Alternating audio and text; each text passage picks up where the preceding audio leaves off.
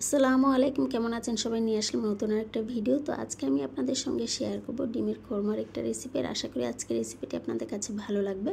আমরা কম বেশি সবাই রান্না জানি, আর আমি যেভাবে রান্না করি সেটি আপনাদের সঙ্গে শেয়ার করছি। যেহেতু রান্নার ভিডিও দেই, তো রান্না ছাড়া আর কি শেয়ার করব।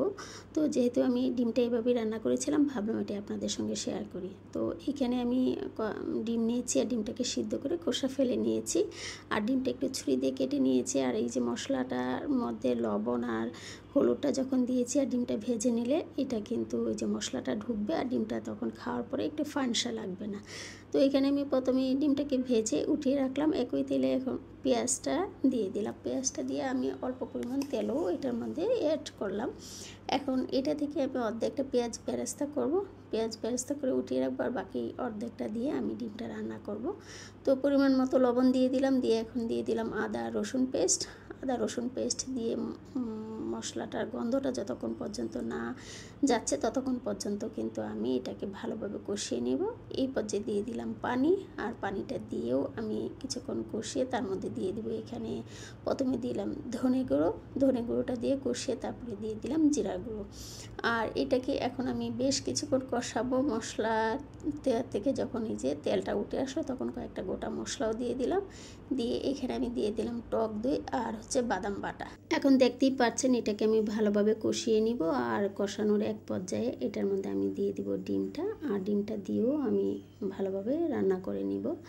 ডিমের এই রেসিপিটা আমার কাছে এত ভালো লাগে, ভাত বা পোলাও দিয়ে খেতে কিন্তু দারুণ মজাদার একটি রেসিপি। আর এই রেসিপিটা আমি প্রায়ই করে থাকি। দেখুন কালারটা কি সুন্দর হয়েছে, তাই না? এখন আমি এটার মধ্যে দিয়ে দিব অল্প পরিমাণ ঘি, আর ঘিটা দিয়ে আমি কিছুক্ষণ রান্না করে তার মধ্যে দিয়ে দিব কাঁচামরিচ। লাস্টে দিয়ে দিব চিনি, আর চিনি দিয়ে বেরেস্তা দিয়ে এই তরকারিটা আমি রান্না শেষ করব। আর এই অসাধারণ স্বাদের রেসিপিটি কিন্তু বাচ্চারা কিংবা মেহমান আসলেও কিন্তু করে দিতে পারেন। আর বাচ্চারা তো খুবই পছন্দ করে, কারণ একদম মিষ্টি মিষ্টি কিংবা ঝাল মিষ্টি যেটাই বলেন না কেন, মজাদার একটা তরকারি হয়। আর এটা তো পোলাও দিয়ে তো একবারই বলেছি খুব মজা লাগে, কিংবা গরম ভাত দিয়েও খেতে ভালো লাগে। তো আজকের ভিডিওটি বা রেসিপিটি আপনাদের কাছে কেমন লেগেছে কমেন্ট করতে ভুলবেন না। আপনাদের সুন্দর সুন্দর কমেন্টগুলো পড়তেও কিন্তু খুব ভালো লাগে। আর এখনও যারা আমার পেজটাকে ফলো দেন নাই তারা ফলো দিয়ে পাশে থাকবেন। আর ভিডিওটি যদি বেশি ভালো লাগে লাইক কমেন্ট শেয়ার দিয়ে আমাকে সামনের দিকে এগিয়ে যেতে সাহায্য করবেন। তো আজকে এই পর্যন্ত, দেখা হবে নতুন কোনো ভিডিওতে নতুন কোনো রেসিপি নিয়ে। সেই পর্যন্ত সবাই ভালো থাকুন, সুস্থ থাকুন এবং নিরাপদে থাকুন, সে প্রত্যাশা রেখেই বিদায় নিচ্ছি। আল্লাহ হাফেজ।